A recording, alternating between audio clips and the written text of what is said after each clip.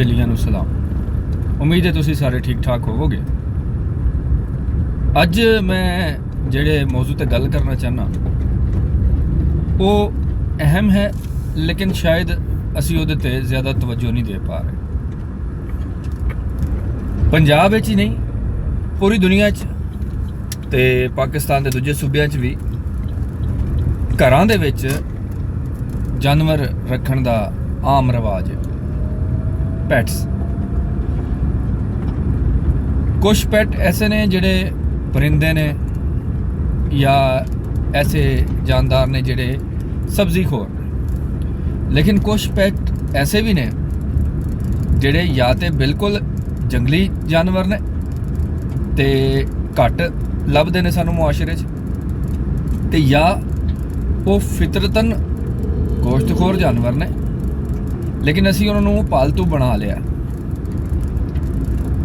मैं कुछ दिन पहले खबर पढ़ी कि आवारा कुत्तियां ने एक बच्चे नूं उहदे घर दे बाहर गली दे विच घेर लिया ते जख्मी कर दिता, ते इन्ना जख्मी कर दिता कि वह बच्चा दुनिया तो चला गया। कई तंजीमां आ जांदियां ने जिहड़ियां कहंदियां ने कि आवारा कुत्तियां दी जिहड़ा ना दाद रसी कीती जावे, इन्हां नूं सांभिया जावे, लेकिन समझण दी गल ये कि या तो जे इन्हां नूं सांभना ते इन्हां नूं लै जाओ एक ऐसी जगह ते जिथे इन्हां दा शैल्टर होवे, ते उस शैल्टर दे विच इन्हां नूं सांभिया जावे, ते रोटी पानी दिता जावे, ते ये उत्थे अपनी उम्र पूरी करन, ते जे इन्हां दी अगली नस्ल चले ते उहनूं शायद थोड़ा बेहतर सुधार लिया जावे। वैक्सीनेशन होवे, इन्हां तो बीमारियां दा तदारक हो सके, ते ये चंगी गल है। नहीं ते इन्हां दा कोई होर हल कढिया जावे, क्योंकि कुत्ता फितरतन एक गोश्तखोर जानवर है। असी उहनूं छोटियां मोटियां शैवां खाण ते ला ते सकने आ, लेकिन उहदी फितरत नूं तब्दील कर देना मुकम्मल ये शायद मुश्किल है।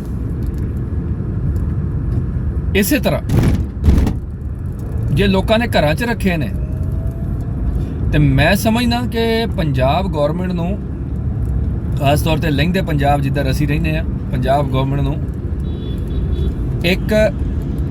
पैट अथॉरिटी का क्याम करना चाहिए। बाकायदा पैट लाइसेंसिंग होनी चाहिए है, खसूसी तौर पर उन्होंने जानवरों की जेड़े जिन्हां दी इंस्टिंक्ट जिहड़ी है वो गोश्तखोर है, भावें वो कुत्ता है तो भावें वो बिल्ली है। अगर तुसी घर च कुत्ता बिल्ली रखिया तो तुहाडे कोल एक लैटर होना चाहिए जानवरां दे डॉक्टर दा, जिहदे च पता होवे कि ये जानवर जिहड़ा है इहनूं तमाम वैक्सीन लगियां ने, ते एक लैटर होना चाहिए तुहाडे कोल अपने शहर दी जिहड़ी इंतजामिया या गवर्नमेंट है उन्हां दा, कि तुहानूं अपने घर च ये जानवर रखण दी इजाजत है, ते इस जानवर दे लई तुहाडे घर च की सहूलत मौजूद है, कि इहनूं बन के रख सकते हो, कि इहनूं पिंजरे च रख सकते हो, इहदे लई कोई स्पैशल जगह बनाई हुई है, इहनूं खुराक किस तरह की पा रहे हो, सब वेख के ते उन्हां दा बंदा तुहानूं लाइसेंस जारी कर देवे, तुसीं मालूमात उन्हां नूं दिओ। फिर तुहानूं अपने घर दे बाहर खसूसी जिन्हां दे घर च डॉग है ते बिल्ली है, एक स्टिकर की तरह कोई चीज़ अवेजा करनी पेगी अपने गेट पे कि इस घर के अंदर जिहड़ा ना पैट हैगा जिहड़ा कि तुहानूं नुकसान पहुँचा सकता है, बिहेवियर। ठीक है जी, ये चीज़ां असी करने दे। दूसरा ये कि असी अपने पैट्स नूं लैके निकल पैने बाहर, ठीक है, कुत्तियां नूं वॉक करानी चाहिए है, बिल्लियां नूं कई बारी लोग लैके गोल च लैके फिर रहे हैं, ठीक है, कोई मसला, लेकिन अगर तुहाडी गड्डी दे विच या तुहाडे नाल है ते भी तुहानूं ओहदी जिम्मेदारी तुहाडे ते वे, ते उस जिम्मेदारी दा कोई ना कोई सबूत ते तुहाडे कोल कोई कॉन्ट्रैक्ट भी तुहाडे सिर होना चाहिए कि तुसीं इस जानवर नूं सांभण दे जिम्मेदार हो, या ये जानवर अगर कुछ करदा तो वो तुहाडे जिम्मे में। फिर अगर तुहाडे घर च बच्चे ने, अगर तुहाडे घर च कोई ऐसा फर्द है जिन्हों कोई एलर्जी है, तो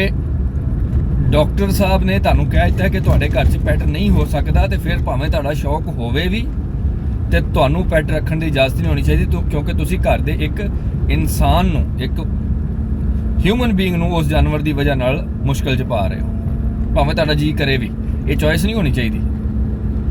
ਕਿ ਜੀ ਘਰ ਦੇ ਵਿੱਚ ਇੱਕ ਬੱਚਾ ਹੈ ਜਾਂ ਇੱਕ ਬਜ਼ੁਰਗ ਹੈ ਜਿਹਨੂੰ ਐਲਰਜੀ ਦਾ ਕੋਈ ਇਸ਼ੂ ਹੈ, ਜਿਹੜਾ ਜਾਨਵਰਾਂ ਦੇ ਨਾਲ ਕੋਈ ਉਹਦਾ ਵਾਸਤਾ ਨਿਕਲਦਾ ਹੈ, ਤੇ ਫਿਰ ਵੀ ਤੁਸੀਂ ਰੱਖਿਆ ਕਿਉਂਕਿ ਉਹਦੀ ਸਾਡੇ ਪੁੱਤਰ ਦਾ ਸ਼ੌਕ ਹੈ ਜੀ। ਨਹੀਂ, ਇੰਜ ਨਹੀਂ। ਤੁਸੀਂ ਆਪਣੇ ਸ਼ੌਕ ਨੂੰ ਉਸ ਹੱਦ 'ਚ ਰਹਿ ਕੇ ਪੂਰਾ ਕਰਨਾ ਹੈ ਜਿਹਦੇ ਵਿੱਚ ਉਹ ਕਿਸੇ ਹੋਰ ਇਨਸਾਨ ਦੀ, ਭਾਵੇਂ ਉਹ ਤੁਹਾਡੇ ਘਰ ਦਾ ਫਰਦ ਹੀ ਕਿਉਂ ਨਾ ਹੋਵੇ, ਜ਼ਿੰਦਗੀ ਦੇ ਲਈ ਖਤਰੇ ਦਾ ਜਾਂ ਨੁਕਸਾਨ ਦਾ ਬਾਇਸ ਨਾ ਬਣੇ। ਤੇ ਇਹ ਮੇਰਾ ਅੱਜ ਤੁਹਾਡੇ ਨਾਲ ਗੱਲ ਕਰਨਾ ਚਾਹੁੰਦਾ ਸਾਂ ਕਿ ਸਾਨੂੰ ਇੱਕ ਵਾਜ਼ੇ ਹਕਮਤ ਅਮਲੀ ਬਣਾਉਣੀ ਪਊਗੀ ਕਿ ਪੰਜਾਬ ਦੇ ਵਿੱਚ ਲੋਕਾਂ ਜਿਹੜੇ ਘਰ ਦੇ ਵਿੱਚ ਪੈਟਸ ਪਾਲਣੇ ਨੇ ਮਵੇਸ਼ੀਆਂ ਤੋਂ, ਕੈਟਲ ਤੋਂ ਇਲਾਵਾ, ਉਹਨਾਂ ਦੀ ਕੀ ਤਰੀਕਾਕਾਰ ਹੋਏਗਾ। ਇਸ ਟਾਈਮ ਪੈਟ ਬਰੀਡਿੰਗ ਤੇ ਉਹਨਾਂ ਦਾ ਬਿਜ਼ਨਸ ਜਿਹੜਾ ਉਹ ਬਹੁਤ ਵੱਡਾ ਹੋ ਚੁੱਕਿਆ ਹੈ, ਲੇਕਿਨ ਉਹਦੀ ਕੋਈ ਦੇਖ ਰੇਖ ਕੋਈ ਨਹੀਂ ਗੇੜੀ। ਉਹਨੂੰ ਜ਼ਿਆਦਾ ਬਿਹਤਰ ਇੱਕ ਸ਼ਕਲ 'ਚ ਲਿਆਉਣ ਦੀ ਸਾਨੂੰ ਜ਼ਰੂਰਤ ਹੈ। ਬਹੁਤ ਸ਼ੁਕਰੀਆ ਤੁਹਾਡਾ ਗੱਲਬਾਤ ਸੁਣਨ ਦਾ। ਰੱਬ ਰੱਖਾ।